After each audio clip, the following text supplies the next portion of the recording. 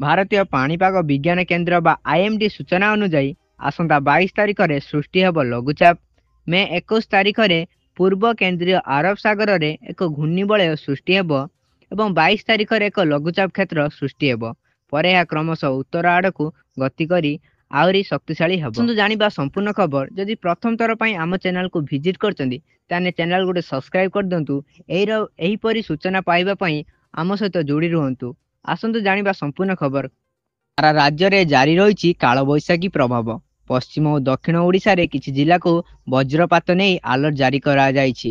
ଏଥିପାଇଁ ଝାରସୁଗୁଡ଼ା, କେଉଁଝର, ସୁନ୍ଦରଗଡ଼, ମୟୂରଭଞ୍ଜ, ବାଲେଶ୍ୱର, ଭଦ୍ରକ, ଯାଜପୁର ଓ ଢେଙ୍କାନାଳ ସହ ଦକ୍ଷିଣ ଓଡ଼ିଶାର ଗଞ୍ଜାମ, ଗଜପତି, ରାୟଗଡ଼, କୋରାପୁଟ, ମାଲକାନଗିରି, ନବରଙ୍ଗପୁର ଓ ନୂଆପଡ଼ାକୁ ଅରେଞ୍ଜ ଆଲର୍ଟ ଜାରି କରାଯାଇଛି।